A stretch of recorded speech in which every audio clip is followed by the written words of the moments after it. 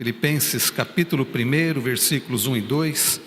Esta é a palavra do Senhor para nós, para todos nós, adultos, jovens, adolescentes, para as crianças também, para aqueles que nos acompanham pela transmissão. Filipenses capítulo 1, acompanhe com atenção, com interesse, a leitura da palavra do Senhor.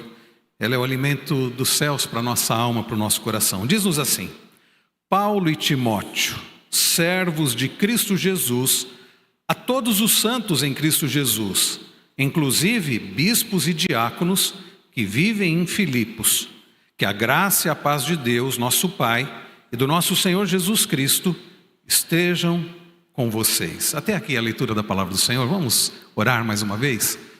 Pai Celestial, nós bendizemos ao Senhor por esta carta que o Senhor enviou para nós, que o Senhor preservou para nós, porque ela é para o nosso coração, ela tem verdades tão importantes para a nossa vida. Por isso, ó Deus, nós damos graças e pedimos que o Senhor fale ao nosso coração através da Tua palavra. Abençoe-nos e que Cristo seja glorificado na pregação da Tua palavra. Não permita, ó Deus, que fiquemos desatentos, mas que o Senhor mesmo nos ajude a sermos bons ouvintes e também praticantes da Tua palavra.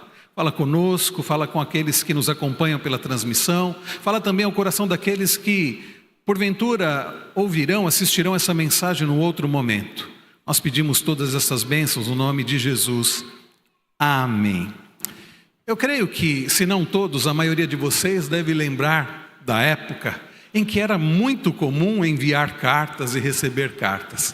Estão lembrados? As pessoas mais experientes devem se lembrar, né? As crianças talvez não tenham, crianças e adolescentes, e talvez nossos jovens não tenham ideia do que foi esse período, né? Hoje é tão fácil você mandar uma mensagem, você enviar um e-mail, mas houve uma época em que não havia este meio eletrônico, era por cartas. Houve uma época em que poucas pessoas tinham, por exemplo, telefone. Telefone, eu me lembro, eu cresci nos anos 80, era algo que nem todos tinham. Eu acho que é como quando surgiu as TVs, né? Apenas alguns vizinhos tinham, né? Então o telefone era quando tinha algo muito importante. Eu me lembro quando a vizinha chamava, dizendo, olha, telefone, a gente já ficava até preocupado, será que alguém morreu? Era algo assim. Então não era muito comum, tinham os telefones públicos. Até estando lá em Pedro Barros, o nosso irmão Sidney me levou até Miracatu, e eu achei interessante vendo aqueles orelhões. Eu falei, Sidney, ainda existe isso? Ele falou, tem até em Santos, né, telefone público. Mas na época, meus irmãos, nós usávamos fichas, né? E se não me engano, era coisa de 3 minutos que a duração de uma ficha, e quando era interurbano, eu acho que era 20 a 30 segundos no máximo. Então você tinha colocando ficha, porque se caísse, acabava a ligação. E pior é que às vezes formava uma fila, então não dava para ficar batendo muito papo, né? O jeito era mandar cartas. E irmãos, as cartas, né, causavam uma grande expectativa. Imaginem os pais tendo notícias dos filhos através de carta, filhos enviando carta para os pais, tendo notícias dos pais, namorado enviando carta para a namorada. Tinha até umas cartas que chegavam cheirosas, né? E eram coisas do tipo, e criava uma grande expectativa as cartas. E eu me lembrei de uma canção, e você já deve ter ouvido, uma canção que diz assim, uma canção lá da década de 40 que Isaurinha Garcia gravou, chamada Mensagem, do Aldo Cabral e do Cícero Nunes. Diz assim: quando o carteiro chegou e o meu nome gritou com uma carta na mão. Estão lembrados dessa música? Ante surpresa tão rude, nem sei como pude chegar ao portão. E é curioso porque eu só conhecia essa parte, confesso aos irmãos. Aliás, tem muitas músicas que eu só conheço a primeira parte, né? Ou o refrão. E aí eu fui pesquisar, porque eu queria citar na introdução. Eu falei, eu preciso citar com conhecimento de causa. Aí eu fui pesquisar a letra dessa música e me chamou a atenção porque olha a continuação. Não sei se você já ouviu a continuação. Diz assim: lendo o envelope bonito, no seu subscrito eu reconheci a mesma caligrafia que disse-me um dia, estou farto de ti. Então a coisa não começou bem. Aí continua: porém não tive coragem de abrir a mensagem, porque na incerteza eu meditava e dizia, será de alegria, será de tristeza? Então vem a conclusão: quanta verdade tristonha ou mentira risonha uma carta nos traz. E assim pensando rasguei tua carta e queimei, para não sofrer mais. Rasgou a carta, nem leu. Olha que coisa. Mas de fato, irmãos, as cartas traziam grande expectativa. E às vezes uma expectativa negativa, às vezes uma expectativa positiva, e às vezes as expectativas não eram satisfeitas. E há quem nem chegou a ler cartas, como no caso dessa antiga canção. Mas hoje eu quero dizer para você que tem uma carta. Tem uma carta para você. E olha, não se preocupe, porque não é uma mensagem triste, não é uma mensagem ruim. Por isso você não deve desprezar, você não deve rasgar, você deve ler com cuidado. E essa carta que chegou para você, nós acabamos de começar a lê-la. É a carta de Paulo aos Filipenses, é a carta do Senhor para as nossas vidas, para a igreja do Senhor Jesus. E nós vamos começar a ler esta carta, a meditar sobre esta carta, a aprender as verdades maravilhosas desta carta nesta manhã. E se Deus assim permitir, vamos fazer isso ao longo dos próximos domingos nos cultos da manhã. E na mensagem de hoje, queridos, nós veremos que Deus fala ao seu povo. Deus fala à sua igreja através da sua palavra, nos ensinando sobre Cristo e como devemos servi-lo humildemente, de forma humilde e amorosa, e nos alegrarmos nele, experimentando paz. O resumo da mensagem desta manhã é esse: Deus fala ao seu povo, Deus continua falando ao seu povo através da sua palavra. E Deus nos ensina a respeito de Cristo, nos ensina a respeito de como devemos servir a Cristo de forma amorosa, e nos ensina como podemos ter verdadeira alegria e paz no Senhor. É sobre isso que veremos nessa manhã, e ao longo dos próximos domingos, se Deus assim nos permitir, nós veremos isso em 4 partes. A primeira delas é: Deus continua falando ao seu povo, Deus fala ao seu povo através da sua palavra. Crianças, vocês já receberam a folhinha aí, a prancheta, e vocês vão preencher. E se vocês quiserem desenhar alguém recebendo uma carta, ou alguém lendo uma carta, podem desenhar, tá bom? E anotem aí a mensagem de hoje como se fosse uma carta, como se vocês estivessem escrevendo uma carta para alguém, contando o que vocês aprenderam. Irmãos, o apóstolo Paulo escreveu esta carta que nós começamos a ler agora, muito provavelmente lá pelo ano 60 ou 61 depois de Cristo. O apóstolo Paulo estava preso. Os estudiosos creem que muito provavelmente ele estava preso em Roma, muito provavelmente porque Paulo ficou preso em Cesareia, ele ficou preso em outros lugares. Mas pelo contexto da carta, as coisas que ele menciona, a guarda pretoriana e outras coisas, muito provavelmente Paulo estava preso em Roma quando ele escreveu esta carta. E é curioso pensar que nem mesmo a prisão, nem mesmo aquela situação difícil impediu Paulo de ser um instrumento nas mãos do Senhor. Aliás, eu ouso dizer que Deus, em sua soberania, permitiu inclusive aquelas prisões que Paulo sofreu, para que ele pudesse ser usado pelo Senhor, evangelizar a guarda pretoriana e escrever as cartas preciosas que nós temos na palavra de Deus. Paulo, esta carta, este texto, aliás, que nós lemos hoje, os versos 1 e 2, ele é dividido em 3 partes. Se você observar, é bem um estilo de uma carta. Nós temos aí o remetente, olhe comigo o início: Paulo e Timóteo, servos de Cristo Jesus. Nós temos também os destinatários. Ele diz assim: a todos os santos em Cristo Jesus, inclusive bispos e diáconos que vivem em Filipos. E nós temos então a mensagem ou a saudação. Ele diz assim: que a graça e a paz de Deus, nosso Pai, nosso Senhor Jesus Cristo, estejam com você. Vejam, estrutura simples: remetente, destinatário e a saudação do apóstolo Paulo. Observem que no remetente Paulo se identifica: Paulo e Timóteo. A ideia aqui, meus irmãos, é que Paulo tinha na sua companhia Timóteo. Timóteo não é o coautor da carta. Há alguns que até pensam que Timóteo possa ter escrito a carta, ou seja, Paulo foi ditando e Timóteo foi escrevendo.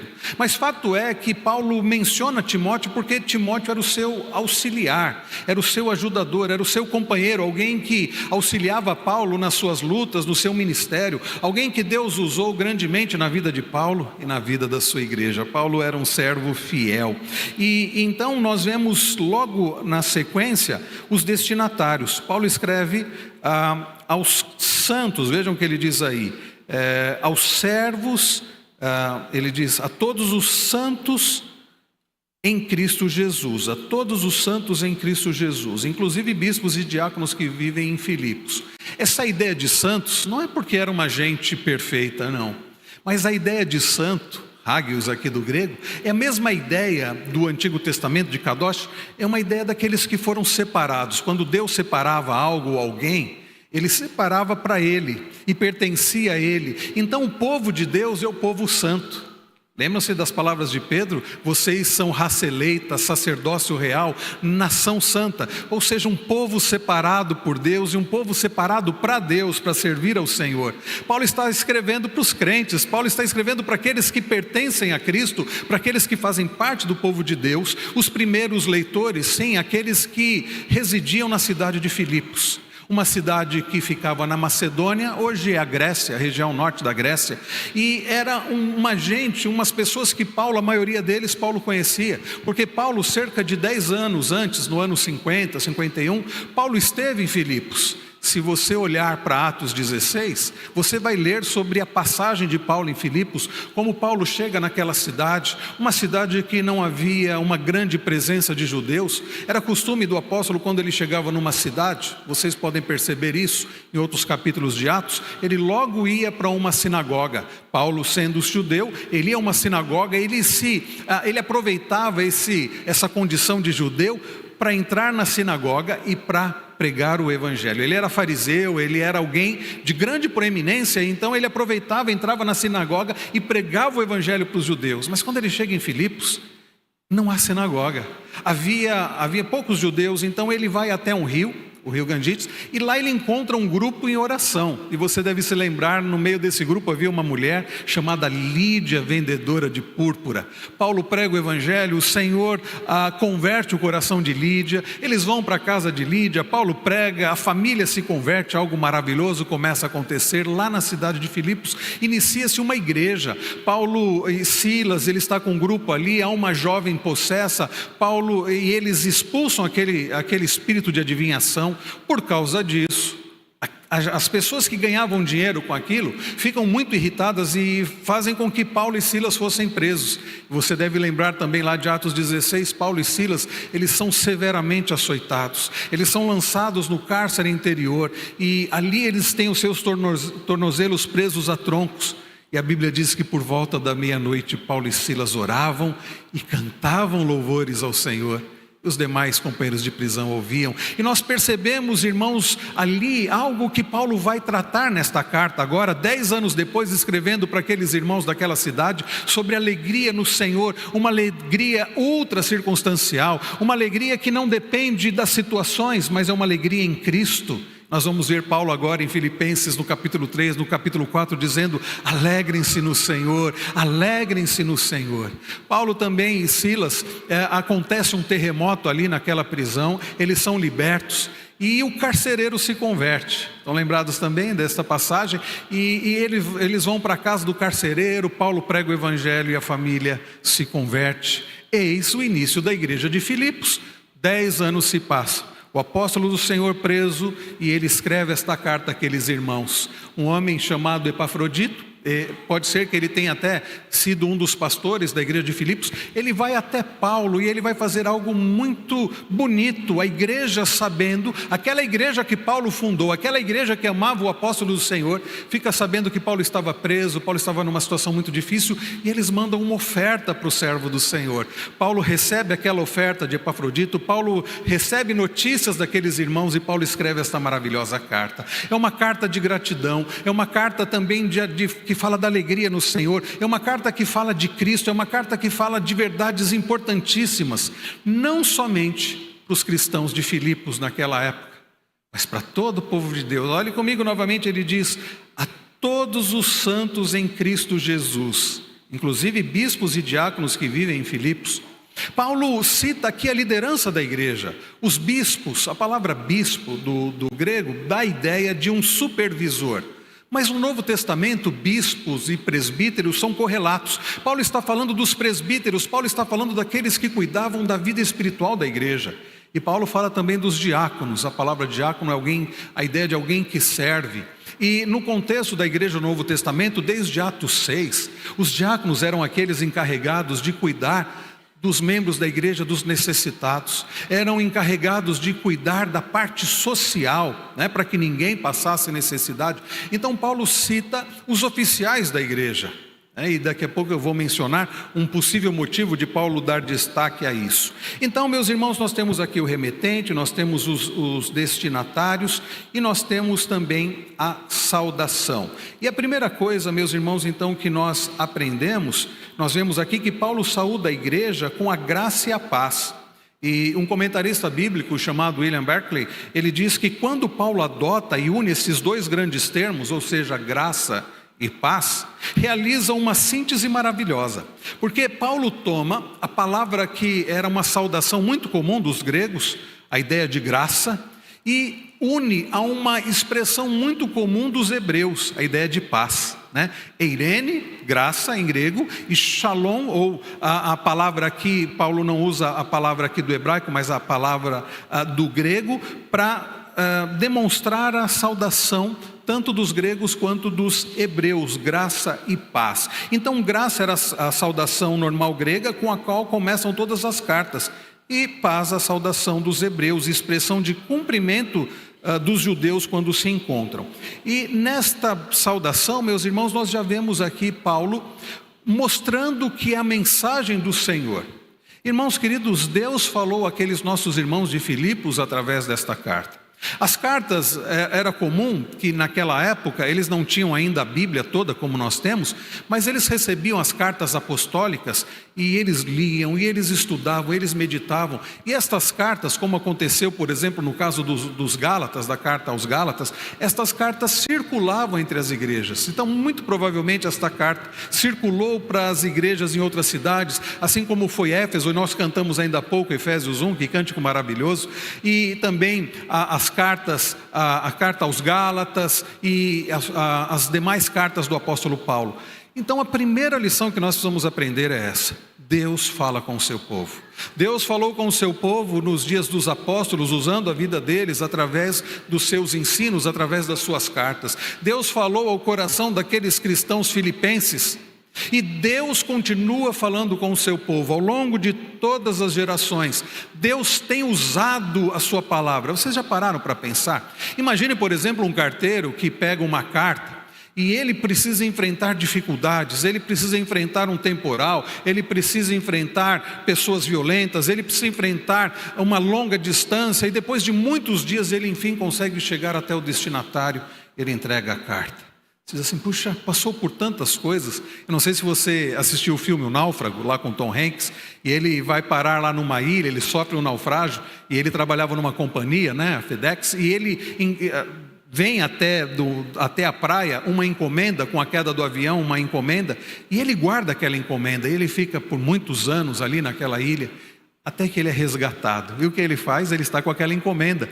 E depois ele vai até a casa, muitos anos depois dele ter passado tantas coisas naquela ilha, naquele naufrágio, depois de ser resgatado, ele vai até a casa entregar aquela encomenda. Você diz: puxa vida, esse é um serviço, isso que é um funcionário competente. E enfim a encomenda chegou, e eu com uma curiosidade para saber o que era aquilo, e o Spielberg não revela o que era a encomenda, e não mostra a pessoa recebendo a encomenda.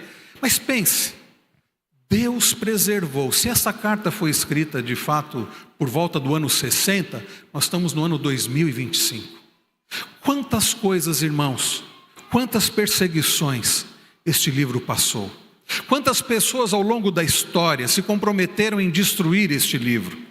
Quantas pessoas queimaram dezenas, centenas, milhares de exemplares deste livro. Mas Deus, por sua soberania, tem preservado a sua palavra ao longo das gerações. Porque Deus tem um propósito com o seu povo, tem um propósito de instruir o seu povo, tem um propósito de educar o seu povo, tem um propósito de edificar o seu povo, tem um propósito de confrontar o seu povo, tem um propósito de restaurar o seu povo, de abençoar o seu povo através da sua palavra. Por isso nós estamos em 2025 e nós temos esta carta, escrita por volta do ano 60, diante de nós. O que é isso, meus irmãos, senão o amor soberano do Senhor, o poder do Senhor, para que nós continuemos a ser instruídos pelo Senhor. E é por isso que nós não podemos desprezar esta carta. Você não pode negligenciar esta carta. Você não pode fazer como a personagem daquela música, queimar esta carta. Deus preservou este livro ao longo de tantas gerações. Pessoas que deram a própria vida para fazer cópias, para preservar este livro, para que nós pudéssemos tê-lo diante de nós hoje. E nós temos na nossa língua. Irmãos, hoje, quantos povos almejando ter a palavra do Senhor, mas tem pequenas porções. Pequenas porções das Escrituras são lançadas nos céus da Coreia do Norte, porque lá as pessoas não podem ter este livro como nós temos hoje. Quanta gente dando a vida para poder traduzir este livro. Quantas etnias indígenas, inclusive no nosso país, que não tem este livro na sua própria língua, e pessoas como o reverendo Ronaldo Lidório e tantos outros têm dedicado a vida para evangelizar essas etnias, para traduzir a palavra do Senhor para a língua dessas etnias, como tem acontecido aqui no Brasil, aconteceu na África, entre os concombas. Ronaldo Lidório e sua equipe, para que aqueles povos não alcançados pudessem ter exemplares desse livro na língua deles. E nós temos e temos em tantas versões. Eu uso a Nova Almeida Atualizada, mas tem a NVI, tem a NVT, tem a ARA, a revista atualizada, tem a Bíblia da mulher, tem a Bíblia do executivo, tem a Bíblia do surfista, deve ter, eu acho, né? Tem a Bíblia. Quantas versões nós temos? Linguagem de hoje, tantas versões. E quantas vezes nós não temos aberto este livro, nós não temos lido esta carta, mas Deus continua falando e Ele preservou este livro para você hoje. Então, cristão, não despreze a palavra do Senhor, é a palavra de Deus para o seu coração. Essa é a primeira lição que nós tínhamos que aprender. A segunda lição é que nós vemos que nesta breve saudação, nós vemos temas que Paulo vai tratar ao longo da carta. Hoje eu só vou mencionar, nosso tempo já está acabando, eu não quero me delongar, eu só vou mencionar os temas que Paulo coloca aqui e que nós veremos ao longo dos próximos domingos, se Deus permitir. E o primeiro deles, irmãos, é que Paulo vai falar a respeito de Cristo Jesus. Olhem comigo o que ele diz na saudação. Aliás, desde o verso 1, ele diz: Paulo e Timóteo, acompanhem comigo, ele diz: servos de Cristo Jesus. Eles se identificam como servos de Cristo Jesus, a todos os santos em Cristo Jesus. Ele repete, inclusive bispos e diáconos que vivem em Filipos. E aí no verso 2 ele diz que a graça e a paz de Deus, nosso Pai, e do Senhor Jesus Cristo estejam com vocês. Em 2 versículos ele cita Jesus 3 vezes. 2 versículos, 3 vezes ele cita Jesus. E nós não temos tempo para olhar agora quantas vezes ele vai citar Jesus ao longo de toda a carta. Mas só para os irmãos terem uma ideia, vamos olhar só no capítulo 1, no verso 6, ele fala: estou certo de que aquele que começou a obra em vocês há de completá-la até o dia de Cristo Jesus. Verso 8 ele diz: pois Deus é testemunha da saudade que tenho de todos vocês no profundo afeto de Cristo Jesus. Ele fala do dia de Cristo Jesus, do afeto de Cristo Jesus. Verso 10, para que vocês aprovem as coisas excelentes e sejam sinceros e inculpáveis para o dia de Cristo Jesus. No verso 11, cheios do fruto da justiça que vem por meio de Jesus Cristo. Verso de número 13, o final do verso 13 ele diz: e todos os demais sabem que estou preso por causa de Cristo. Verso de número 18, ele diz: mas que importa, uma vez que de uma forma ou de outra Cristo está sendo pregado, seja sem fingimento, seja com sinceridade. Verso 19 ele cita: com a ajuda do Espírito de Jesus Cristo. No verso de número 20 ele fala: Cristo será engrandecido no meu corpo. No 21 ele diz: porque para mim o viver é Cristo e o morrer é lucro. No 23 ele diz: tendo o desejo de partir e estar com Cristo, que é incomparavelmente melhor. No 27 ele diz: acima de tudo vivam de modo digno do Evangelho de Cristo. E no 29 ele diz: porque vocês receberam a graça de sofrer por Cristo e não somente crer nele. Eu não fiz essa pesquisa, mas Paulo cita dezenas de vezes nesta pequena carta, de poucos capítulos, de 4 capítulos, ele cita Jesus Cristo dezenas de vezes. Sabe por quê? Porque o tema principal desta carta é Cristo. O tema principal de Filipenses é Cristo. Aliás, eu quero dizer o seguinte: o tema principal deste livro, de toda a Bíblia, é Cristo. Este livro não é sobre você. Este livro não é sobre o mundo. Este livro é sobre Cristo, o nosso Redentor. Aquele, meus irmãos, que veio para redimir o seu povo, aquele que sustenta o seu povo. Este livro é sobre Ele. é sobre Ele, é para a glória dEle. E Paulo, meus irmãos, nesta pequena carta, ele vai falar de Cristo. Ele vai falar, como nós veremos no domingo que vem, se Deus permitir, sobre a nossa união com Cristo. Ele vai falar no capítulo 2 sobre a humilhação de Cristo. Ele vai falar sobre a nossa alegria em Cristo no capítulo 3, no capítulo 4 ele vai falar sobre como podemos viver verdadeiramente contentes em Cristo, experimentar paz e alegria em Cristo. Então, se você quer aprender sobre Cristo, eis a carta de Filipenses, uma carta para nós hoje. É uma carta que exalta Cristo, é uma carta que fala sobre a soberania de Cristo, o senhorio de Cristo, é uma carta que fala sobre o amor de Cristo e a alegria que podemos ter em Cristo. Você não pode deixar de aprender sobre Cristo. Então este é o tema principal da carta, Jesus Cristo, a obra de Cristo, a vontade de Cristo. Então, irmãos, nós aprendemos, em primeiro lugar, que Deus fala com o seu povo através da sua palavra, e Deus fala conosco através desta carta. Nós aprendemos que o tema principal desta carta é Cristo, e é tudo, e é o que nós mais precisamos. Há um antigo hino do nosso inário que diz assim: mais de Cristo eu quero ter, seu conselho receber, ter da sua compaixão e da sua mansidão mais de Cristo. Nós jovens não, eu e os jovens e adolescentes que estivemos no acampamento, na semana passada, nós tratamos sobre o fruto do Espírito. E nós vimos, queridos, que o fruto do Espírito, que tem a ver com amor, alegria, paz, bondade, benignidade, mansidão, fidelidade, domínio próprio. Não sei se eu pulei algum das 9 virtudes, eu nem vim com a minha pulseirinha hoje com a minha cola, mas o fato é que nós aprendemos que aquelas virtudes são virtudes de Cristo, e que é possível vivermos essas virtudes. Aliás, falamos sobre a paciência e o domínio próprio ontem, na programação dos homens, uma palestra, um tempo maravilhoso para os homens que não vieram perderam, e nós vimos, queridos, que é possível somente em Cristo. Então nós vamos aprender aqui em Filipenses a respeito do caráter de Cristo, do poder de Cristo, e tudo que nós precisamos para a nossa vida. Mas percebam que, em terceiro lugar, Deus fala ao seu povo através da sua palavra, nos ensinando sobre Cristo e também como devemos servi-lo em humildade amorosa. Olhem comigo, Paulo diz: Paulo e Timóteo, servos de Cristo Jesus, a todos os santos. Servos de Cristo Jesus. Paulo se identifica não aqui como um apóstolo. Aliás, para a igreja de Filipos, Paulo não precisava atestar a sua apostolicidade, como é o caso para outras igrejas. Paulo simplesmente se apresenta como um servo de Cristo. A palavra aqui do grego doulos pode ser traduzida como escravo. E de fato Paulo era um escravo de Cristo, ele pertencia a Cristo, Cristo era o seu Senhor. Mas a palavra aqui também é a ideia de alguém que presta um serviço.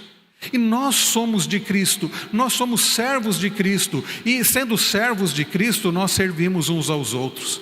E o que Paulo está fazendo, irmãos, é servindo a Cristo, servindo aquela igreja. Como ele serviu quando ele esteve lá cerca de 10 anos antes, como ele estava servindo mesmo preso, escrevendo para aqueles irmãos, como Epafrodito estava servindo a Cristo, levando aquela oferta para Paulo, e depois voltando para servir aqueles irmãos, como Timóteo, e nós vamos aprender isso olhando para o capítulo 2 também, serviu a Cristo e serviu a Paulo e serviu aqueles irmãos também de Filipenses. Esta é uma carta que fala sobre serviço, que fala sobre um serviço humilde em amor, que fala sobre uma humildade que nos leva a servir a Cristo e servir uns aos outros. Como isso é importante. Nós vivemos uma geração, aliás, talvez não seja característica da nossa geração, talvez isso aconteça desde a queda, mas uma geração que quer ser servida, uma geração que não tem mente de servo, mas tem mente de Senhor, uma geração que pessoas que se acham superiores às outras e querem apenas ser servidas.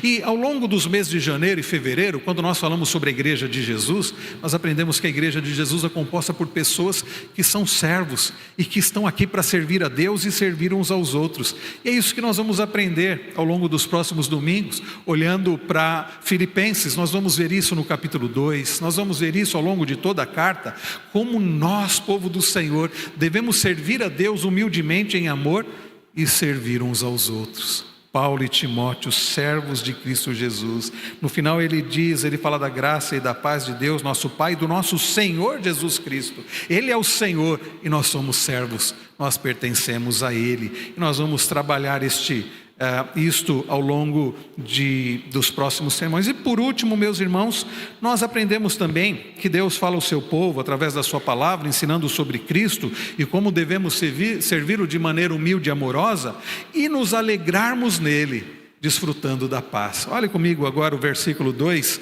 que a graça e a paz de Deus, nosso Pai, e do Senhor Jesus Cristo estejam com vocês. Irmãos queridos, esta carta é uma carta de alegria. Aliás, esta carta é considerada como a carta da alegria. E Paulo aqui nesta saudação, ele vai usar a expressão graça e paz.